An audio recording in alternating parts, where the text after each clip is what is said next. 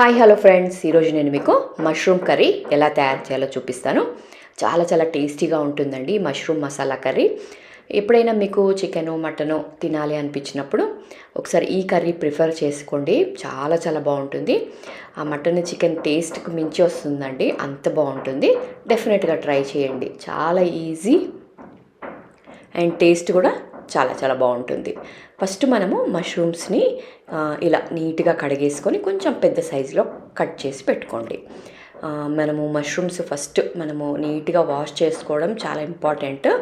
దాని మీద ఉన్న మట్టి అదంతా ఉంటుంది కదా, అది అంతా నీట్గా కడిగేసుకోండి. 1-2 సార్లు కడిగేసుకొని కొంచెం పెద్ద సైజులో కట్ చేసుకుంటే మనకు తినేటప్పుడు మంచిగా తగులుతాయి. కాబట్టి చిన్న చిన్నగా కాకుండా ఇలా కొంచెం పెద్ద పెద్దగా కట్ చేసుకొని పక్కన పెట్టుకొని ఫస్ట్ మనము మష్రూమ్స్ని ఫ్రై చేసుకుందాము.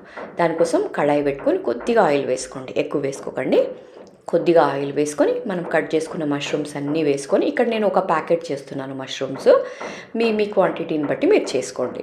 చూసారు కదా, ఇక్కడ మష్రూమ్స్ అన్నీ వేసేసి దీంట్లో కొద్దిగా ఉప్పు, అలాగే మిరియాల పొడి, 1 స్పూను మిరియాల పొడి. ఇక్కడ చూపించడం నాది స్కిప్ అయిపోయిందండి వీడియోలో కొద్దిగా, అందుకని కొద్దిగా మిరియాల పొడి కూడా వేసి కలిపేసి మూత పెట్టుకొని ఉడికించుకుందాము. మనం మూత పెట్టి ఉడికించుకున్న తర్వాత ఇలా నీళ్ళు వస్తాయి కదండి, చాలా మన మష్రూమ్స్ ఉడుకుతుంటే మనకు నీళ్ళు ఎక్కువగా వస్తాయి. అలా మూత తీసేసి మనం నీళ్ళన్నీ ఇంకిపోయేంత వరకు, అంటే నీళ్ళంతా ఆవిరైపోయే వరకు మూత తీసి ఉడికించుకుందాము. ఇంకా మూత పెట్టకండి.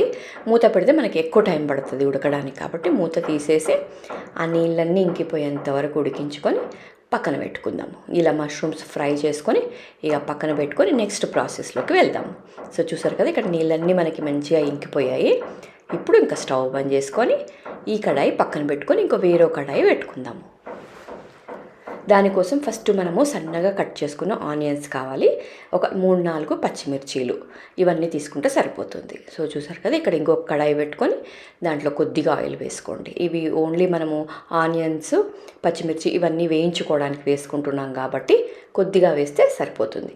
ఇలా కొద్దిగా ఆయిల్ వేసి పొడుగ్గా కట్ చేసుకున్న ఆనియన్స్, ఒక 4-5 పచ్చిమిర్చీలు, అలాగే కొద్దిగా అల్లము, కొద్దిగా ఎల్లిపాయలు. ఇక్కడ నేను అల్లం వెల్లిపాయలు వేస్తున్నాను డైరెక్ట్గా. మీరు అల్లం వెల్లిపాయ పేస్ట్ ఉంటే కూడా వేసుకోవచ్చు. చూసారు కదా, ఇలా కూడా వేయండి. ఇలా వేస్తే మనకి అల్లం వెల్లిపాయ పేస్ట్ వేయాల్సిన అవసరం లేదు. అండ్ నాకైతే అల్లం వెల్లిపాయ పేస్ట్ నూరుకోవడం చాలా బద్ధకం అండి. అందుకని ఇలా ఎప్పుడైనా మసాలాలు కర్రీస్ చేస్తున్నప్పుడు ఇలా డైరెక్ట్గా వేసేస్తాను. ఎందుకంటే మనం అల్లం వెల్లిపాయ పేస్ట్ సేవ్ చేసినట్టు ఉంటుంది కదా, అందుకని. సో ఇలా వేసుకుంటే మనకి అల్లం వెల్లిపాయ పేస్ట్ వేసినట్టు ఉంటుంది. మనం అల్లం వెల్లిపాయ పేస్ట్ అలాగే సేవ్ చేసుకుంటే ఇక మిగతా కర్రీలోకి వేసుకోవచ్చు కదా. సో మీలో ఎంతమందికి ఇలా అల్లం వెల్లిపాయ పేస్ట్ దంచుకోవడం అంటే బద్ధకమో నాకు కామెంట్లో చెప్పండి. సో ఇక్కడ మన కర్రీ విషయానికి వస్తే ఇందులోనే నేను కొంచెం పెద్ద సైజులో టమాటా కట్ చేసుకున్నాను. మనకి తోలు తీయడానికి ఈజీగా ఉంటుంది కాబట్టి అలా పెద్ద పెద్దగా రెండు టమాటాలు తీసుకొని అలా పెద్దగా కట్ చేసుకొని ఇలా మంచిగా తోలంతా మనకి ఈజీగా ఊడొచ్చేంత వరకు మగ్గించుకొని, చూసారు కదా, మనకి అలా తోలంతా ఈజీగా ఊడొచ్చేలాగా ఉడికిపోతుంది. అప్పుడు ఇక స్టవ్ బంద్ చేసుకొని తోలంతా తీసేసి పక్కన పెట్టేసి దీంట్లో ఒక గుప్పెడంతా కొత్తిమీర మంచిగా కడిగేసుకొని ఈ కొత్తిమీర కూడా వేసుకొని గ్రైండర్లో పేస్ట్ చేసుకుందాము.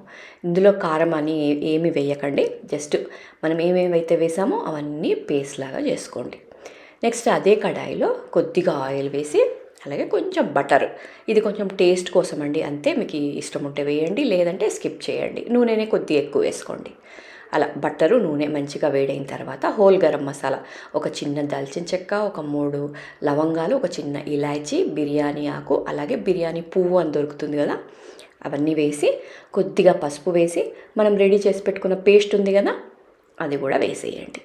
సో చూసారు కదా, ఇలా మంచిగా పేస్ట్ చేసి పెట్టుకున్నాం కదా, ఈ పేస్ట్ కూడా వేసేసి కలిపేసి కొద్దిగా ఉప్పు వేసేయండి. ఈ స్టేజ్లో మనం ఇంతవరకు ఉప్పు వేయలేదు కాబట్టి కొద్దిగా ఉప్పు, కారము, అలాగే ధనియాల పొడి, గరం మసాలా ఇవన్నీ వేసి మంచిగా కలిపేసుకొని మూత పెట్టుకొని కొద్దిగా ఆయిల్ పైకి వచ్చేంత వరకు ఉడికించుకుందాము.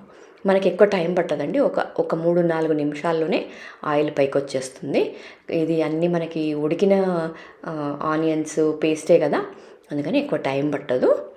కొంచెం మూత పెట్టుకొని ఒక 3-4 నిమిషాలు ఉడికించుకుందాము.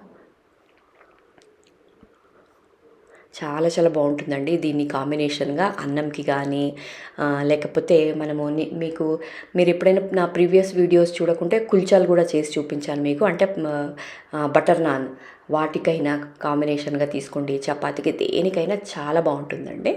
సో చూసారు కదా, ఇక్కడ నూనె అంతా ఇలా మంచిగా పైకి వచ్చాక తగినన్ని నీళ్లు పోసుకోండి. నీళ్ళు పోసేసుకొని ఎక్కువ గ్రేవీ వద్దండి, కొన్ని నీళ్లు పోసుకొని ఇలా మంచిగా ఉడికిన తర్వాత ఇప్పుడు మనం రెడీ చేసుకున్న మష్రూమ్స్ ఉన్నాయి కదా, ఫ్రై చేసుకున్న మష్రూమ్స్ అవి కూడా వేసి ఇంకా ఇవి ఒక 2 నిమిషాలు లేదా 3 నిమిషాలు ఉడికితే మన కర్రీ రెడీ అయిపోతుంది. సో ఇలా 2 నిమిషాలు ఉడికిన తర్వాత ఆయిల్ కొంచెం పైకి వచ్చేంత వరకు ఉడికిన తర్వాత కొద్దిగా క్రీము లేదంటే మన పాల మీద మీగడ ఉంటుంది కదా, అదైనా వేసి ఇంకొక 2 నిమిషాలు ఉడికించి బంద్ చేసుకోండి. చాలా చాలా టేస్టీగా ఉంటుంది. డెఫినెట్గా ట్రై చేయండి. మరిన్ని వీడియోస్ కోసం మీరు నా ఛానల్ని ఇంతవరకు సబ్స్క్రైబ్ చేసుకోకుండా చూస్తుంటే తప్పకుండా సబ్స్క్రైబ్ చేసుకోండి. మరిన్ని వీడియోస్ కోసం నా ఛానల్ని రెగ్యులర్గా ఫాలో అవ్వండి. సో చూసారు కదా, ఇక్కడ స్టవ్ బంద్ చేసిన తర్వాత కొద్దిగా నిమ్మరసం కంపల్సరీ వేసుకోండి, చాలా బాగుంటుంది. ఇంకా సర్వ్ చేయండి, చాలా టేస్ట్గా ఉంటుంది. డెఫినెట్గా ట్రై చేయండి కర్రీ.